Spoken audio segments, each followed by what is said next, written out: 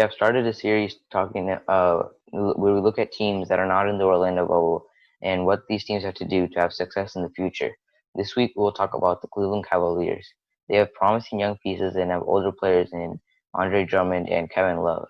The Cavs also just fired their coach in February, John Beeline, and are looking towards the future. So, should the Cavs get a third star, or should they just start a rebuild? Rebuild. It's obvious because the two-star players that they have are Kevin Love and Andre Drummond, and they don't really have a supporting cast around them that can uh, help them win the championship. And especially if they trade for a third star, they're definitely not going to have any depth then. And the only star that I can think of that they should get is Chris Paul, and that's the only one that they have a chance on because of the young talent. The young talent isn't too good, but I think what they should do, they shouldn't trade four stars.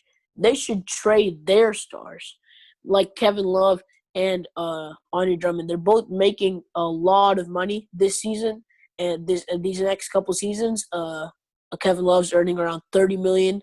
He's owed $91.5 million for the next 3 years, and I think that they should trade their stars for obviously picks and more young players. You're looking at teams like the Blazers, you can offer their first round picks and Anthony Simmons, someone like that, as a team like that. And I think they definitely have some good young players, but it never hurts to look for more, especially when your stars aren't going to be ones that can make to the playoffs alone.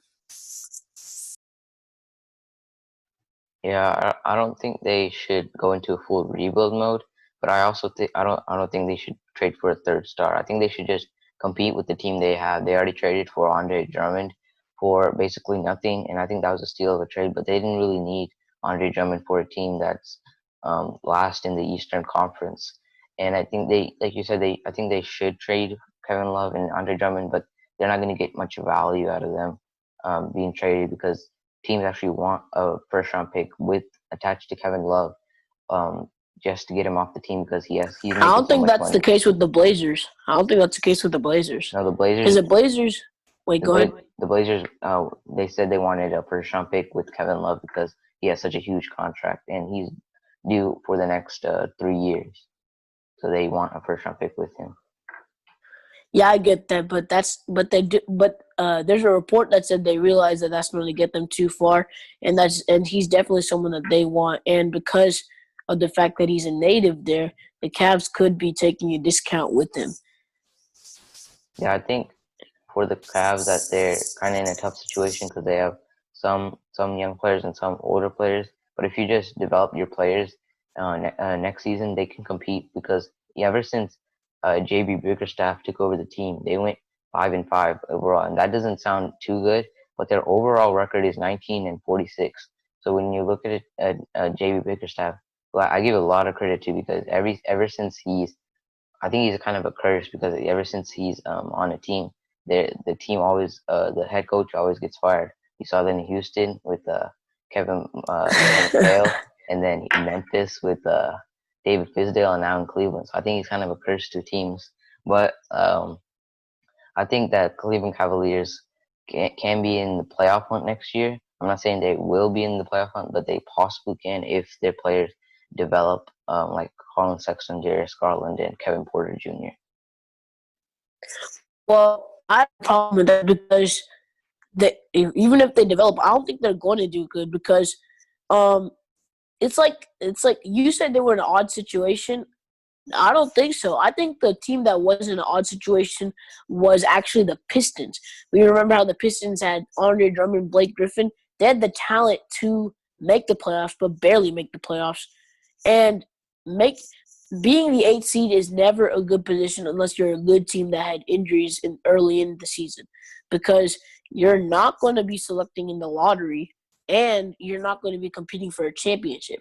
You should be looking to do either of the two things. And I think that they won't be barely making the playoffs. The Cavs team won't be barely making the playoffs. They'll be continuing to select in the lottery. So I think they got to trade Kevin Love as soon as possible because his value is just going down as he's going older and being owed more money. So I think they should trade them as soon as possible and not look to Yeah, compete right now.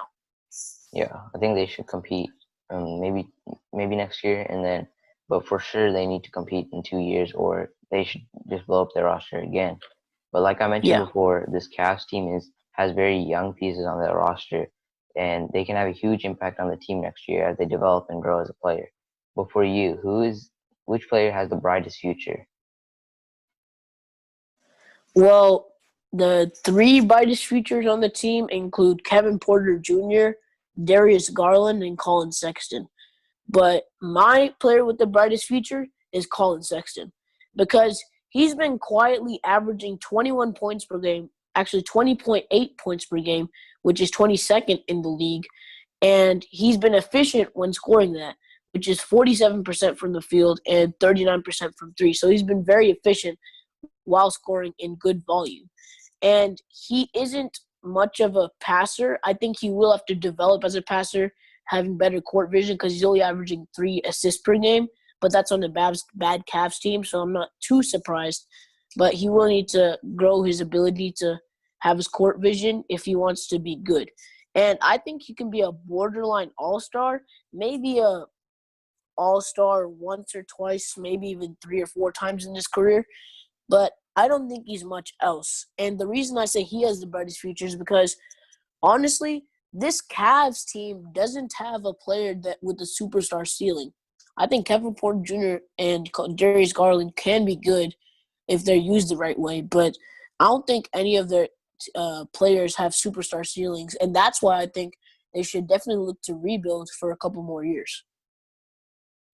Yeah, I agree with your point. I think Colin Sexton has the brightest future out of those. Out of I think the youngest players that they have is Kevin Porter Jr., Darius Garland, Colin Sexton. I think Colin Sexton has the brightest future out of them all, and he's like you said, he's averaging almost 21 points per game, and his weakness is being a passer, and I think that's what analyst has said when he got drafted that he needs to develop as a passer, and I think he can do that next year or this year. He can develop, or next year he can become a great player, and he has other players that can help him with that. He has a championship veteran in Matthew Dellavedova, and those players can kind of help him develop into a passer. And I think when you have players like Andre Drummond and Kevin Love, that you will find more openings for passes, and that you can get more opportunities to get assists and get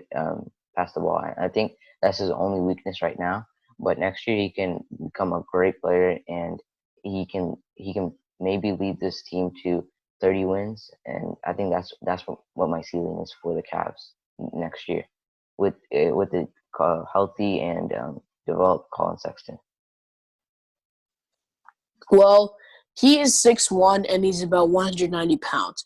Another undersized guard we know is Kemba Walker, and a lot of draft analysts have said betting on a undersized scoring guard, a score first guard, isn't always a great thing. But we see examples like Kemba Walker that it can pay off. So I was going to ask you, I think you know where this question going. Do you think that Colin Sexton could be even a lesser version of Kemba Walker because he has those traits as a undersized scoring guard that can score efficiently? Do you think that he could be the next kind of coming a second Kemba Walker? Yeah, I can see that in Kemba Walker, but if the Cavs want success, you've seen that in Charlotte with Kemba Walker. He hasn't really had pieces around him like defense, especially because he's really undersized. So they really need to get defensive help for Collin Sexton. But I think he can become the next Kemba Walker because he's a scoring guard, and if he just develops as a passer, I think he can, but he all he needs is a little bit more defense. And this backcourt of Colin Sexton and Darius Garland is kind of compared to C.J. McCollum and Damian Lillard. All they need is more defense, and I think they can become a great team. Yeah, I think that, well, definitely the defense, that's the reason Kemba Walker went to the Boston Celtics this past season. But I think Colin Sexton won't be as good as Kemba Walker. I think he can be maybe 70% of a version of Kemba Walker. So that's around, um, 20 points a game, like where he is now. I think this is I think he's almost reached his ceiling. I think he can do a little better, maybe average 25 points a game. But I think that's his ceiling for a player, maybe like 6 assists per game, 7 assists per game. That's great, but I don't think he'll be too good. I don't think he'll be compared to that of Kemba Walker. But I definitely think that Collin Sexton can be a good player. Not a great player, superstar player, but I think he can be a great player with this Cavs team if they rebuild the correct way.